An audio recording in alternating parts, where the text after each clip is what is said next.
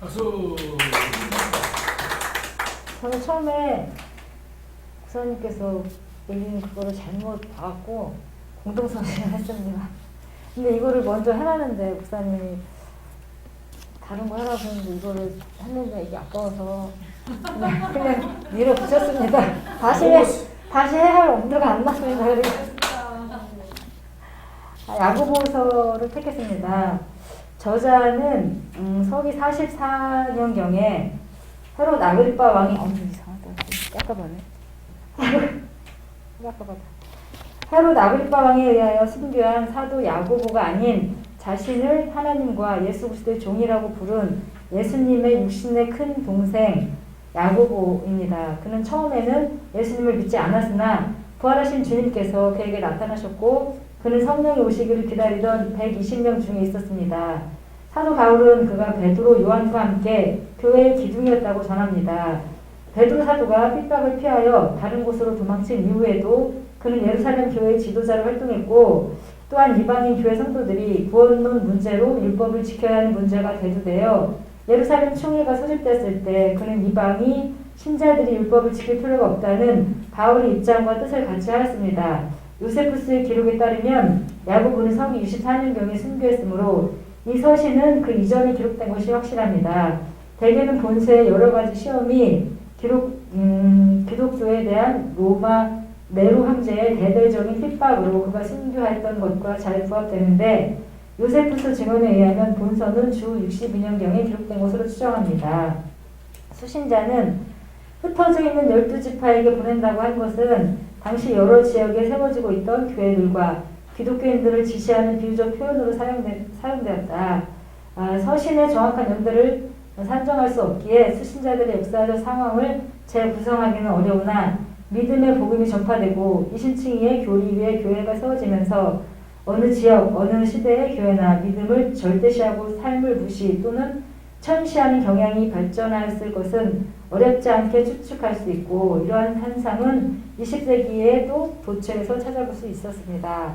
따라서 야고보는 당시 기독교인들과 각 교회에서 일반적으로 발견되고 언제나 일어날 수 있는 복음의 곡해로 인한 잘못된 기독교적 삶을 경고하고 바르게 살 것을 권하기 위하여 이 서신을 기록했다고 보아야 할 것입니다.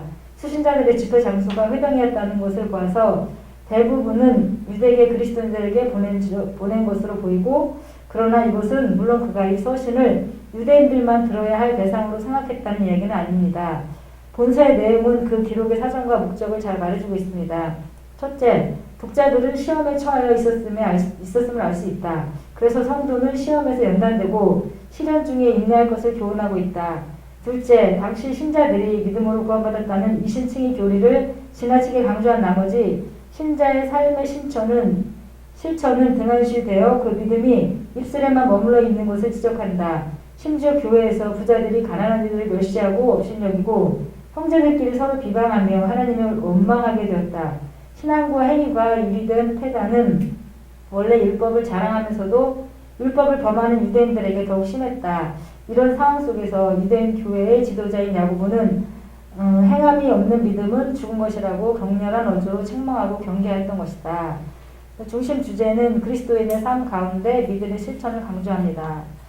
중요 주제는 신약 성경의 다른 책들이 교리에 치중하고 믿음의 확인입에 관심을 가진 후에 짧게 삶의 문제를 다루는 것에 비해 야고보서는 그 전체가 실천적인 내용들입니다. 그리고 신약의 모든 책이 예수님께서 하신 일, 그로 말미암은 하나님의 은총과 사랑 등을 주요 내용으로 하는 반면 야고보서는 인간의 문제의 주요 지면을 다 사용한 것으로 보아 인간론적이라고 보는 것이 틀리지 않습니다. 그리고 야고보서의 가장 큰 주제는 믿음과 행위의 관계를 조명한 것입니다. 사람이 구원을 얻는 것은 믿음으로만 이루어지는 것은 아니다. 올바른 행위, 믿음에 부응하는 바른 삶이 없다면 그 믿음은 죽은 믿음이며 지식일 뿐이다. 산 믿음은 삶으로 표현될 수밖에 없다. 이 점에서 종종 바울 서신의 이신칭의 교리와 충돌을 일으키는 것으로 오해를 받았다. 믿음의 절대성에 인간의 노력을 첨가한다로 하여 쓸모없는 서신으로 천대받기도 했다. 야고보서는 믿음을 배척하거나 평가절하하지 않고 오히려 전제하고 있다. 바른 믿음이 어떻게 나타나는 거에 관심을 가지고 있고 아니면 믿음만을 강조하고 몰입해 들어갈 때 어떤 잘못이 저질러질 수 있는지를 경고하고 있다. 야고보서는 믿는 사람들에게 정체된 삶을 살지 말고 예수님의 교훈을 실천하는 완전한 믿음의 생활을 보이라고 충고한다. 이와 함께 바울 서신이 인간의 삶을 배척하거나 부정하는 것이 아님을 기억할 필요가 있다. 모든 바울 서신이 교리적 교훈을 마치면서 바로 실천적 교훈으로 넘어가는데 이 부분에서 바울 사도는 야고보서 이상으로 믿는 자의 삶을 중요시하고 있음을 배우게 된다. 믿음과 순종은 기독교인의 완전한 모습을 보여주는 것이다. 주요 특징이 있는데 야고보서는 히브리서, 베드로, 전후서, 요한 1, 3서, 유다서와 함께 공동서신 또는 일반 서신이라고 부른다. 초대 교회 시절부터 이런 별명이 붙은 것은 이 서신들이 특정한 수신자를 지목하지 않고 모든 기독교인들을 대상으로 기록한 서신들이기 때문이다. 야고보서는 교리보다 성도의 실천적인 면을 강조한 서신이다. 복음이 들어있지 않다는 이유로 종교개혁자 루터는 본서를 지푸라기 서신으로 부르고 그의 정경 목록에서 2차적 또는 부차적인 위치를 부여했다. 이런 현상은 한국교회에서도 일반적으로 발견되는데 이신층의 교리에 과도하게 집중하여 야고보서를 과소평가하거나 등한히 여기고 기독교인들의 삶, 윤리, 사회적인 문제들을 덜 중요한 것으로 취급하는 경향이다. 그러나 신앙과 삶, 교리와 실천은 뗄 수 없이 연결되어 있다. 예수님을 믿는 사람들은 예수님의 말씀대로 살아야 한다. 따라서 다른 서신들에서 강조되지 않은 신자의 믿음의 행위와 삶을 강조한 야고보서의 가치는 다른 서신들 못지않게 귀중하다. 본서는 문학적 특성이 신약의 다른 서신에 비해서 독특하다. 본서가 서신이라고 하지만 서신적인 모습은 서두에 간단히 끝내고 그 내용은 마치 구약의 지혜서인 욥기, 잠언, 전도서 등과 상통하며 서신의 결말에는 사도의 축복이나 문안도 전혀 눈에 띄지 않는다. 신약 성경 중에서 문체로는 히브리서와 통하고 내용으로는 주님의 산상수훈과 흡사한 점이 많다. 본서는 체계적인 교리서와는 거리가 멀고 일종의 도덕적 교훈집으로 볼 수 있다. 내용 분해는 1장 머릿말, 여기는 야고보의 12지파를 향한 문안이 있습니다. 그리고 두 번째로 기본적 교훈이 1, 2장에서 있는데 1장에는 시험에 대한 교훈, 시험에 대한 의, 믿음으로 구할 것, 빈부에 처할 때의 지혜, 시험에 처하는 근원, 그리고 1, 2장에 나타나는 믿음과 행함에는 말씀의 실천자가 되라, 사람을 외모로 대하지 말라, 믿음과 행함, 행함이 없는 죽은 믿음, 그리고 행함이 있는 산 믿음, 그리고 세 번째로 3장에서 5장까지 실제적 교훈이 나타나는데 3장에는 개인적인 교훈, 언행, 말을 삼가할 것, 그리고 지혜를 구할 것, 4, 5장에는 교회적 교훈이 있는데 세상과 보태지 말라, 주 앞에서 겸손할 것, 피차 비방하지 말라, 허탄한 자랑을 금하라, 부자에 대한 경고, 그리고 5장에 맺는 말, 거기는 주의 재림까지 참을 것, 맹세하지 말 것, 고난 중에 기도할 것, 진리를 떠난 미혹된 자를 구할 것. 그리고 본서에 나타난 그리스도는 주님의 이름을 몇 군데 지명하였을 뿐이며 주님의 재림에 대한 약간의 언급을 제외하고는 예수 그리스도에 대해서 직접적인 언급이 없습니다.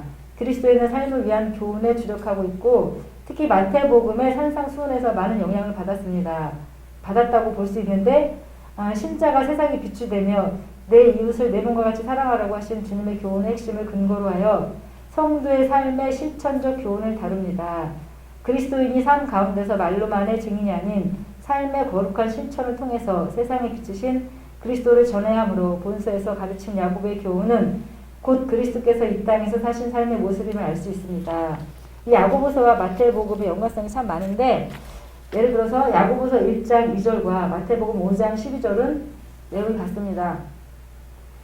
이런 식으로 한번 읽어보겠습니다. 시험을 만날 때 기뻐하라. 온전함을 배우라. 구하라. 그리하면 주시리라. 끝까지 견디는 자는 구원을 얻으리라. 분노에 대한 경고가 나오고 가난한 자에 대한 관심과 축복이 나오고 부자에 대한 경고, 긍휼을 행함에 대한 축복, 또 생활의 열매로 나타나는 참 믿음, 가난한 자에 대한 구제, 온유한 자와 화평케 하는 자에 대한 축복, 하나님과 세상을 교만히 섬기지 못함, 비방과 판단에 대한 경고, 보물을 땅에 쌓아두지 말라, 그리스도의 재림에 대한 임박성, 선지자들을 신뢰로 말함, 맹세를 금지한 등이 야고보서와 마태복음에 동일하게 연관성이 있습니다. 이상입니다.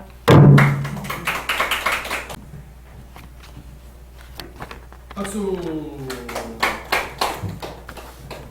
사도행전입니다. 내용 책 이름은 프락세이스 행전이라는 이름이 붙어 있습니다. 이 행전은 타고난 인물의 업적을 요약할 때 흔히 사용되는 것인데 여기서는 수신자의 이름이나 지명이 아니라 그 내용을 따라서 제목을 붙였습니다. 기록자와 연대는 누가가 사도행전은 누가복음의 후편으로 기록되었음을 발견할 수 있고 AD 61년에서 63년경으로 보고 있습니다. 중심 주제는 성령님의 주도로 예루살렘에서 시작하여 땅끝까지 확장되는 하나님 나라에 대해서 말하고 있습니다. 주제 요절은 오직 성령이 너희에게 임하시면 너희가 권능을 받고 예루살렘과 온 유대와 사마리아와 땅끝까지 이르러 내 증인이 되리라. 사도행전 1장 8절 말씀입니다. 주요 특징으로는 본서는 복음서와 서신서와 달리 하는 중요한 다리 역할을 하는 중요한 책으로서 하나님의 교회의 성장과 그 역사를 담고 있습니다. 또한 본서는 사도들이 접한 복음과 가르침이 예수 그리스도의 가르침에 뿌리를 두고 있음을 증거해 줍니다. 그리스도께서 1장 8절에 약속하신 것처럼 성령의 강림으로 성령 충만한 사도들과 주의 백성들이 성령님께 이끌려서 예루살렘과 온 유대와 사마리아 땅끝까지 증거한 생생한 하나님 나라의 확장과 그 건설을 다루고 있습니다. 또 본서는 성령 강림으로 시작된 교회의 역사를 밝히고 있을 뿐만 아니라 초대 교회 인물들을 연구할 수 있는 좋은 자료의 예를 가지고 있습니다. 또한 로마 정권과 유대 율법주의, 헬라 신비주의에 대한 변론을 이시하여 초대 기독교 사도시대의 배경을 이해할 수 있는 풍부한 자료들을 제공해주고 있습니다. 이 책은 사도행전이지만 실제적으로는 전체 사도의 행전을 다루는 것이 아니라 주로 베드로와 바울의 행적을 다루고 있습니다. 본서는 사도 바울이 10개의 서신서들을 작성한 배경을 가진 책입니다. 이 책은 선교의 여정을 상세히 기록한 선교책이므로 선교사의 필독서이기도 합니다. 본서에서 나타난 그리스도, 본서는 주님께서 사도들에게 성전 직후에 주신 사도행전 1장 8절 말씀 그대로 사도들과 주의 제자된 성도들이 성령의 역사를 따라서 십자가에서 죽으시고 다시 사신 예수 그리스도를 증거하고 있습니다. 주님의 말씀에 진리의 성령이 오시면 너희가 모든 진리, 그가 너희를 모든 진리 가운데로 인도하시리니 그가 내 영광을 나타내리니 내 것을 가지고 너희에게 알리겠습니다. 말씀하셨던 것처럼 전도하는 사도들의 메시지와 성도들의 입술과 말, 모습 속에서 그분의 영광이 나타났습니다. 그래서 안디옥에서 그리스도인이라는 이름으로 불리게 되었습니다. 내용 결과으로 보면 일단 대단원과 소단을 이렇게 보겠습니다. 대단원은 예루살렘에서 전거가 시작되었습니다. 1장부터 7장 약 4년간입니다. 교회의 탄생, 교회의 성장, 교회의 핍박당함을 나타내고 있습니다. 두 번째 대단원에서는 유대와 사마리아에서 증거 약 14년간입니다. 사울의 박해로 흩어졌고 사울의 회심의 역사가 나타나고 복음의 확산이 나타납니다. 세 번째는 땅끝까지 증거되는 약 17년간의 시간을 통해서 사도 바울의 선교 여행 1차, 2차, 3차, 또 사도 바울의 옥중 전도, 또 사도 바울의 마지막 4차 여행인 로마 선교 여행이 있습니다. 이 기간 동안 제가 세봤더니 총 35년이었습니다. 정말 35년 동안 성령 충만하기라는 참 힘들 것 같은데 성령의 이끌림에 따라서 바울이 그렇게 활동을 한 것 같습니다. 마음에 사랑이 식지 않고 끝까지 불타올랐던 바울이었습니다. 주요 해설로는 오순절 성령 강림의 의미는 오순절 성령 강림은 하나님 나라의 구속사에 큰 획을 긋는 사건이다. 예수님의 탄생과 십자가에서 죽으시고 부활하신 사건만큼 큰 사건이다. 성삼위 하나님의 구속의 경륜, 즉 성부 하나님은 자기 백성을 택하시고 성자 예수님은 자기 백성을 위해 구속의 피를 흘리셨다. 그리고 성령 하나님은 예수님의 보혈을 각 시대의 교회와 성도에게 적용하기 위해서 오신 것이다. 두 번째, 성령 강림과 초대교회 하나님 나라의 회복. 성부 하나님의 보내심을 받은 자, 성자 예수님의 초림과 성령 하나님의 오순절 강림은 모두 하나님 나라의 회복과 관련되어 있다. 세 번째, 바울의 선교 전도 여행. 사도 바울은 그가 주님을 모르고 유대교에 열심히 있어 교회를 핍박했을 때 그의 제자 디모데에게 고백한 것처럼 그는 폭행자요 핍박자였다. 그러던 그가 다메섹 도상에서 빛 가운데 나타나신 예수 그리스도를 만남으로 극적인 변화를 받게 되었다. 그가 다메섹에 있는 주님을 믿는 신자들을 체포하려고 한 그것에서 도리어 그리스도의 증인이 되었다. 그는 주님의 말씀대로 이방인의 사도로 부르심을 받았던 것이다. 1차 선교 여행은 소아시아에서 약 2년간이었고요. 그때 바나바와 마가 요한이 동행해서 2240km를 다녔습니다. 2차 여행에서는 소아시아에서 유럽으로 3년 반 동안 약 4500km에서 5600km를 다녔고 신라 디모데와 동행했고 또 누가는 도중에 합류했습니다. 3차 선교 여행에서 소아시아에서 유럽으로 다녔는데 약 4500km를 에서 5600km를 디모데와 누가와 다녔습니다. 4차 선교 여행은 예루살렘에서 로마까지 약 3800km에서 4000km를 다녔는데 누가 외에 또 바울을 체포한 로마 군인들과 함께하는 마지막 선교 여행이었습니다. 사도행전에 나타난 초대교회 선교사는 먼저 조직기가 1장에서 7장 예루살렘 중심으로 교회 탄생, 교회의 구성을 유대인으로 제한하고 이방인은 제외된 예루살렘 중심이었습니다. 2차 이 번역기에는 8장에서 14장 전 유대 지역을 전도했고 교회가 이방인에게 복음을 전해야 할 목적을 점차적으로 인식했습니다. 세 번째 확장기는 사도행전 13에서 28장 이방 전도 사업의 확장 및 성장, 교회 지도자들의 시각이 바뀌어 이방인들도 유대인들의 의식과 예식에 상관없이 영적 이스라엘로서 동등한 권리를 갖는 것이 인정되었습니다. 안디옥 교회 중심이었습니다.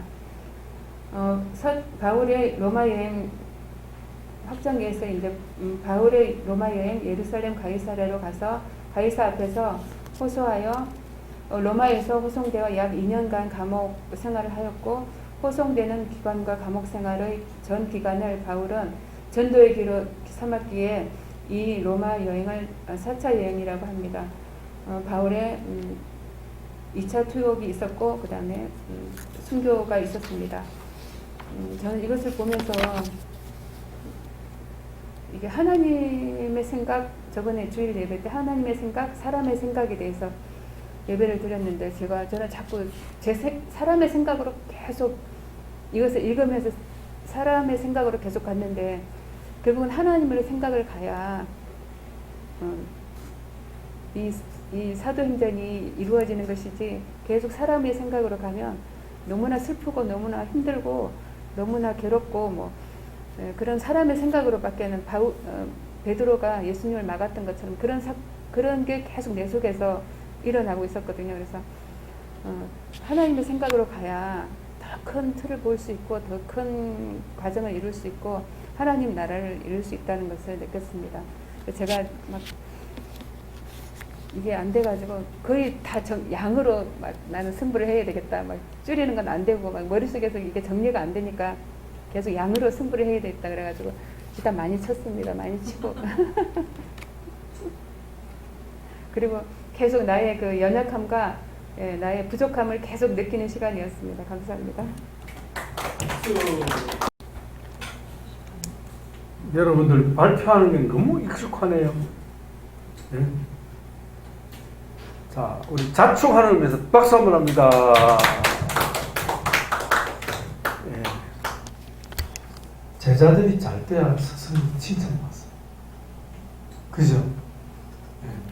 어찌하든지 잘 되기를 축복합니다. 저는 여러분들 그 발표하는 거 들으면서 저기서 조금만 더 보면 설교도 하겠구나 하는 생각. 물론 또 설교하시는 분도 있지만 어쨌든 우리가 하나님 복음을 내면화하고 삶으로 신출하면서 또 뭐 해야 됩니까? 전해야 되잖아요. 그죠? 바울이 한 일이 핵심이 뭐예요? 전하는 일이었거든요. 전하려면 뭐가 필요합니까? 일단 먹어야 돼요. 먹어야 나오지. 지금 부지런히 잡수고 계십니다. 많이 잡수시기 바랍니다. 시간이 다 됐네요. 보니까 태풍이 의외로 기들 빡시게 해서 그러는지 한반도로 막 관통하는 줄 알았더니 기들이 그냥 희한하게 그냥 예? 그래서 저런 걱정하는 거야. 또 11호 오는 거 아니? 아니고 11호는 알 소식이 없습니다. 걱정하지 마세요. 어쨌든 태풍도 뭐 그냥 지나간 것 같네요. 간 것 같고 참 이번에는 좀 코로나 방역 관계로 좀 마음이 많이 탔습니다. 어떻게 해야 되냐? 하기는 해야 되는데 참 지난번에 어쨌든 여러분하고 같이 공부하고 나서 힘을 많이 얻었거든요. 그래서 이번에도 막 기대하고 막 준비하고 했는데 본의 아니게 막 늦어져서 직장에 뭐 휴가 얘기한 분들은 많이 좀 힘들었을 거예요. 그죠? 예. 도대체 어떻게 되는 거야? 휴가를 왜 자꾸 미루는데? 이렇게 힘들었을 거예요. 힘들었는데 어쨌든 여러분 오늘로 일단 이번에 전체적인 등교 수업은 마무리를 하고 내일부터는 온라인으로 여러분 들을 수 있기를 바랍니다. 나중에 우리 마치면서 우리 요즘 뭐 또 줌이 또 유행을 하니까 그죠? 줌으로 이렇게 서로 이렇게 한번 만나가지고 서로 좀 스마트폰으로 실시간으로 화상 회의 있잖아요. 화상 일종의 화상 회의 형식이요. 그렇게 했으면 생각합니다. 자, 오늘 우리 잠깐만 여러분 오늘 오셔서 경황이 좀 많이 없었는데 여러분 잠시 여러분의 피드백을 앉은 자리에서 받았으면 좋겠다 싶습니다. 아까 우리 이직자 전사님은 느낀 점 말하니까 비몽사몽이었다고 말씀했는데 전사님 지금도 비몽사몽입니까? 한 말씀 하십시오. 우리 오늘 교회사 초대교회사 중에 사도시대 조금 했습니다. 사도시대하고 그 다음 속사도시대 조금 다뤘습니다. 하고 오늘 우리 신약교회 신약개론 앞부분 조금 다뤘거든요. 서론 부분.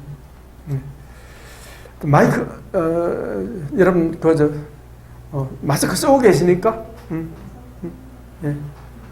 한 말씀 우리 하시고 또 질문 있으면 하시고 또 우리 진행에 대한 얘기도 하시고 예.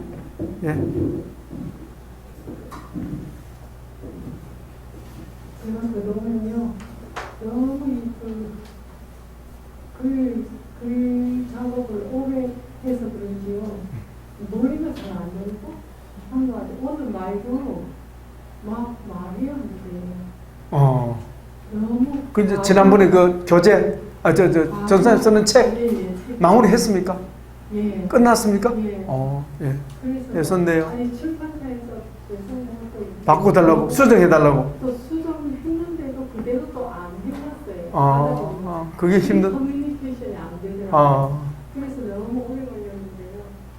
그거 마치지 못하고 그거 하면서 또 이거 하면서 이러니까 이게 너무 과부하가 걸려. 맞습니다. 과부하 걸린. 지금 작년 9월부터 지금 한 거거든요. 예. 힘든 작업이네요. 그래갖고요. 지금 많이 추월해가지고 잘안 그 책을 쓴다는 것은 자식을 낳는 거와 똑같아요. 예. 자식이 지금 출산 중에 있습니다. 완전 출산이 났습니까? 아주 태중에 있습니까? 지금 이제 이번 주간에 최종 과제본이 나오거든요. 네. 최종으로. 또 교정할. 근데 또 이제는 다 끝났어요. 근데 이제 그 표지 작업이 또 끝인지라고요. 하여튼 그 표지 작업도 대단하대요. 그래서요. 제가 좀 너무 좀 상태가 안 좋은 것 같아요. 예. 그래서 좀 힘이 필요한데 또 여기 와서 막 마음은 소원인데 이게 뭐 아주 뭔가 마음이 아프고 맞습니다. 그래서 오늘 이제 여기 이제 시간을 함께하면서 역사에 대해서 역사를 통해서 자기 발견해야 된다는 거 그리고 현재의 내 상태 그리고 앞으로 나의 미래도 예측하는 그런 지혜를 가질 수 있는 것 그런 이야기를 들으면서 정말 역사 공부가 끝나는 것이 아니라 이 공부 안에서 자기 발견하면서 오늘도 다시 생각하게 됐어요. 모든 공부를 통해서 모든 것을 통해서 다 자기 발견을 해야 된다는 거. 예. 그걸 또 다시 한번 마음에 각인하게 됐어요. 그래서 역사 공부를 그냥 지식으로 어느 때 이런 일이 있었다라고 지식을 축적하는 것이 아니라 끝나면 안 되죠. 실제로 내 삶에 영향을 줄 수 있는 마음이 그런 역사 공부가 되어야겠다. 예, 맞습니다. 오늘 새롭게 생각하게 됐어요. 예, 그 방향으로 갈 겁니다. 네, 예, 감사합니다. 예, 박수.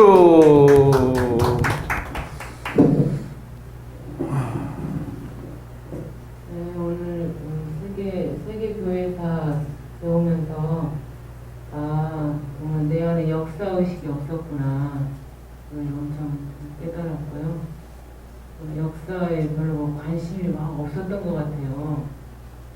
생각해 보면 그런 걸 하지 않고 그냥 이렇게 살았구나. 제 자신을 한번 다시 되돌아보았고요. 요즘 저희 아들이 역사 공부를 열심히 하더라고요. 예전에는 역사에 대해서 별로 막 관심이 없던 것 같은데 역사 와서 우리 아들이 역사 의식을 좀 내가 좀 뭔가 좀 하나님이 그를 통해서 뭘 하고 있구나 이런 것을 또 깨달아지면서 처음 이제 시작했으니까 이제 끝이 곧이잖아요. 열심히 하겠습니다. 민우하고 좀 역사 토의 좀 하세요. 박수. 예. 성경을 그러니까 어떤 본문을 읽을 때 그 배경이나 어떤 시대적 상황, 역사를 모르면은 내 식대로 해석을 하더라고요. 그렇죠. 그게 너무 어느 때는 아주 얼토당토 않는. 그러니까 본문만 가서 그 한 구절만 뽑아가지고 와서 보면은 내 입맛에 맞게 요리를 하더라고요. 그런 걸 다 볼 때 전반적인 앞뒤 흐름과 그 역사적 상황과 배경을 알고 설교도 해야지. 그렇지 않고는 이게 나는 그러려고 하지 않았는데도 불구하고 이게 거짓이 되버리는 그런 오류가 있다는 깨닫게 되고요. 이제 신구약 그 중간사를 내가 좀 더 관심 있게 좀 공부를 해야겠다라는 그래서 신약을 해석하는 그런 데 좀 도움을 받아야 되겠다 그런 깨닫게 되었습니다. 네, 박수. 이정희 전사님.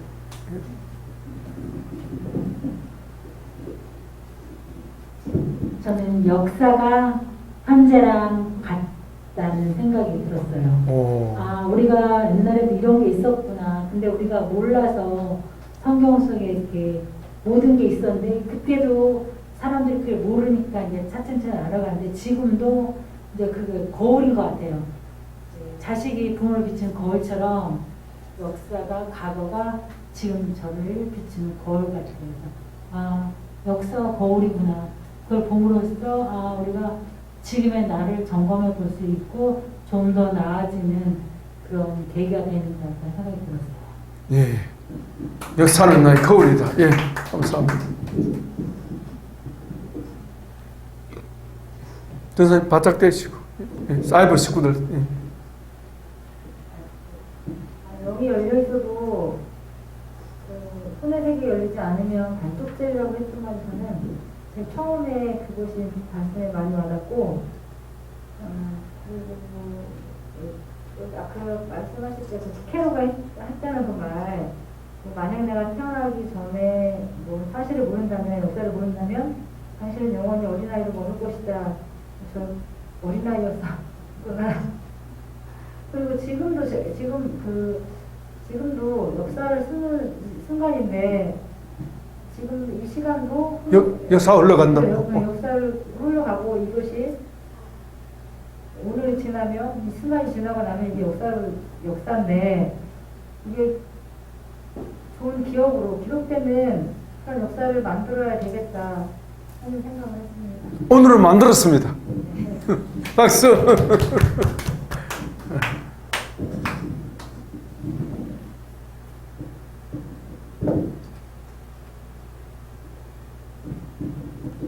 역사를 모르면 요새 그렇게 표현하잖아요. 대다 돼지다 이렇게 표현을 하잖아요. 근데 제가 그게 엄청 공감하게 되는 것 같아요.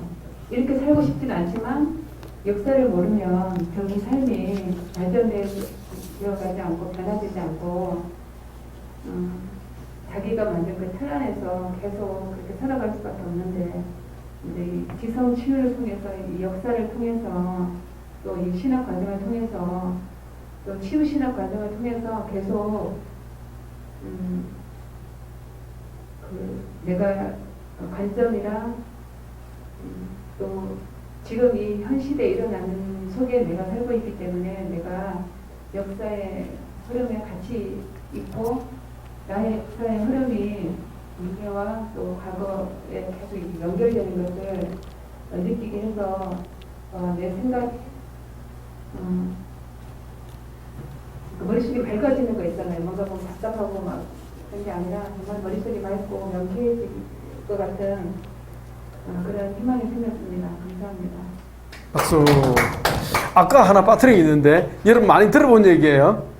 그 만약 태어나기 전에 일어난 사실을 모른다면 당신은 영원히 어린아이 머물 것이다. 그 다음에 좀 적어놓으세요. 역사를 잊은 민족에게는 미래가 없다. 누가 한 말이죠? 역사를 잃은 게 아니라 잊은 민족에게 미래는 없다.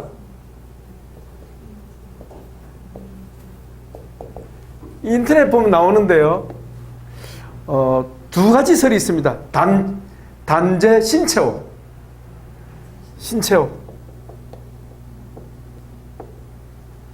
예, 우리 성각자죠. 이분이 한 말씀이다라는 주장이 있고, 신채호. 단재죠. 단체입니까? 아닌데. 이 셋자 아니죠? 단재입니까? 단체입니까? 단재. 이거죠? 예, 신채호 선생. 하나는 윈스턴 처칠. 영국 수상의 처칠의 말이다 말하는데 뭐 신채호 선생도 이렇게 말할 수도 있고 그 다음에 처칠도 이렇게 말할 수 있습니다. 한번 해봅시다. 역사를 잊은 민족에게 미래는 없다. 역사를 잊은 개인에게 미래는 없다. 같은 말이죠. 예, 개인이나 민족이나 국가나 역사성이 없으면, 역사의식이 없으면 미래가 없는 거죠. 그래서 이번 기회로 우리 역사 공부 좀 합시다. 강목사님, 예, 성경 공부도, 성경 읽는 것도 중요하지만 역사 읽기도 중요하다. 그래서 역사하고 친해져야 될 것 같아.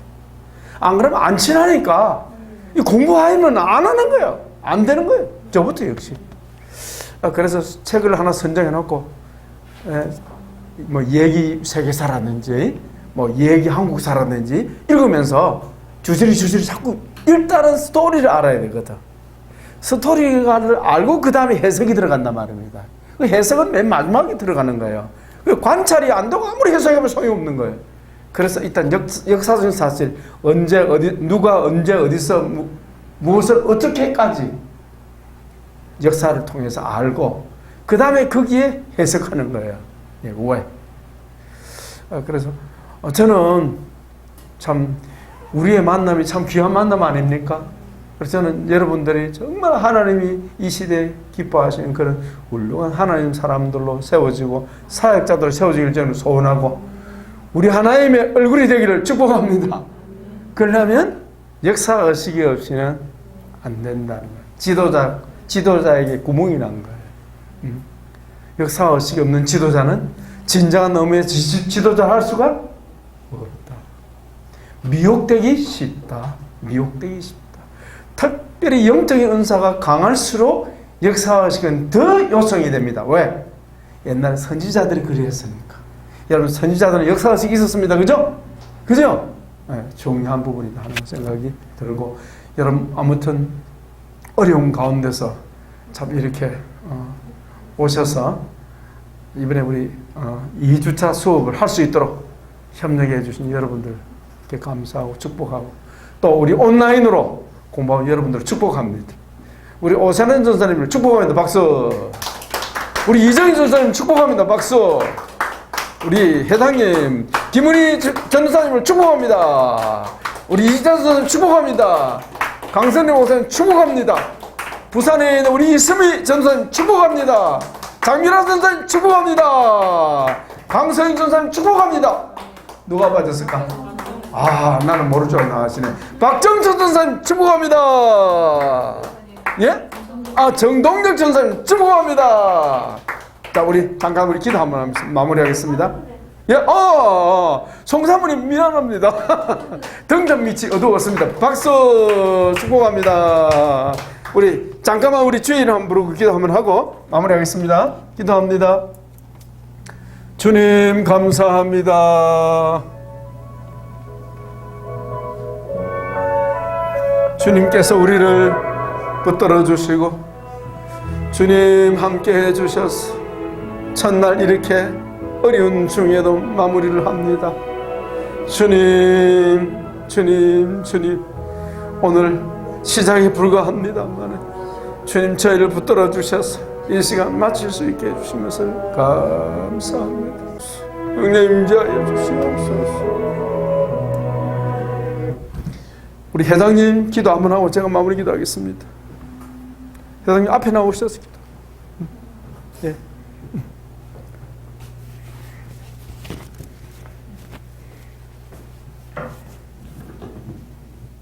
하나님 감사합니다. 이 어려운 가운데 저희들을 또 이곳으로 이끌어 주셔서 또 공부할 수 있도록 시간을 허락하여 주셔서 감사합니다.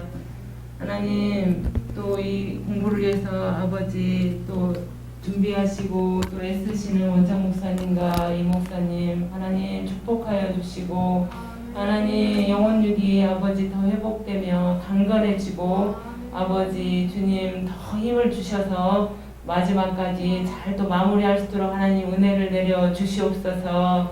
하나님 또 저희들 공부하고 또 다시 돌아갑니다. 하나님 각 가정마다 하나님 저희들에게 또 은혜를 베풀어 주셔서 또 공부하는데 또 더 힘을 얻고 나갈 수 있도록 하나님 함께하여 주시옵소서. 감사하며 예수님의 이름으로 기도드립니다. 아멘. 아버지 인간적으로는 오늘 이렇게 모일 수가 없는데 저희들이 믿음으로 주의 은혜로 모여서 이 시간에 마무리하게 되었음을 감사합니다.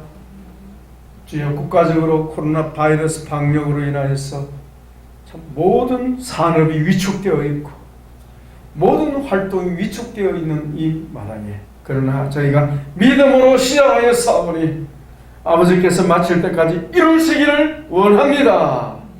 주님 부족한 종 항상 주 앞에 부족함을 느낍니다. 그러나 제가 학생의 한 사람으로서 함께 할 수 있어서 감사합니다.